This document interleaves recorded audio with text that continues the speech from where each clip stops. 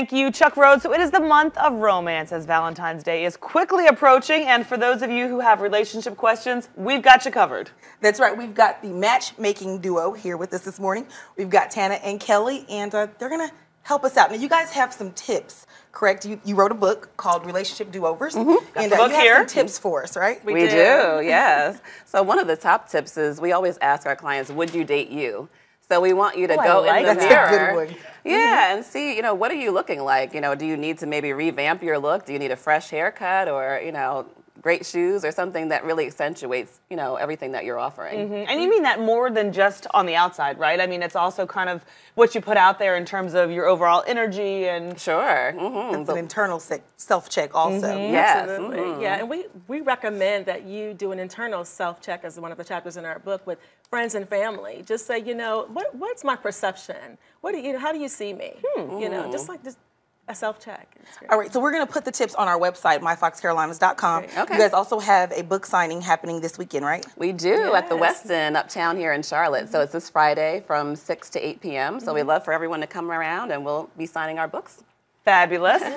So let's get to it, ladies. I mean, we have some people. We went out, Charity actually went out yesterday, right, and talked to some people. Yeah, we went to NODA, and they have some questions for you. Sure. So you guys listen up because we need some help. Okay. Let's see what the first one is. What do they have to say here? When is it official? What's a good time to call it official? I've been married for 6 years and Valentine's is coming up and I'm just trying to figure out how to keep it fresh. How do you address a guy who is committed to strictly just texting to get to know someone? My husband wants to know, how can I make him number one again? I would just love to redo the date, and I messed up by texting her some nonsense. I was too gregarious that day, and I'm just, if you can help me out, help Charles out.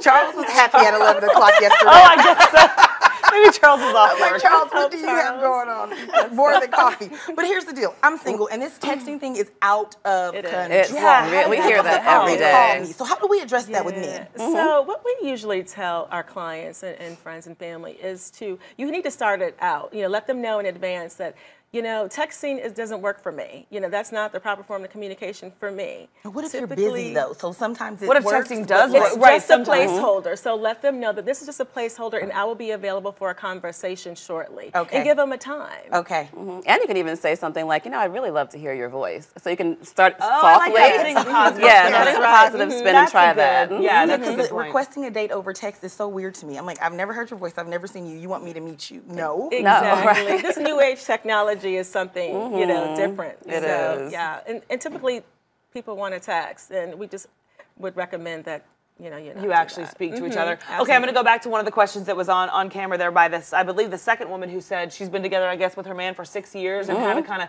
keep things alive. That's one that I can relate to a little bit more in terms of Valentine's Day coming up with somebody you've been with for a while. Any tips there? Well, I think even just evaluating what you've heard throughout the year. Maybe they have some new interests that you haven't, done anything with, and maybe think of what they like and present some new opportunities, or even looking on Groupon or Living Social for some fun things to do that you've never done, maybe hiking or skydiving or something fun that you can do together. Okay, so if you messed up, like the gentleman said, they mess up a lot. How do you fix it? Gentlemen, listen up. Well, the doghouse. We recommend that you just keep the lines of communication open. First of all, apologize. Take ownership of what you've done, and make it sincere. Let them hear the sincerity in your voice and in your face to know that this won't happen again. My dad used to say, "When all else fails, sing the blues." A tear never hurt. That's true. All right, quickly here before we go, because this lady is one of my favorites in the world, and I often wonder if the men in Charlotte are deaf, dumb, and blind when she's out and doesn't come home with... I bring out my blonde hair sometimes. That's fine. I know. Your two best spots to meet people in Charlotte. One from each of you.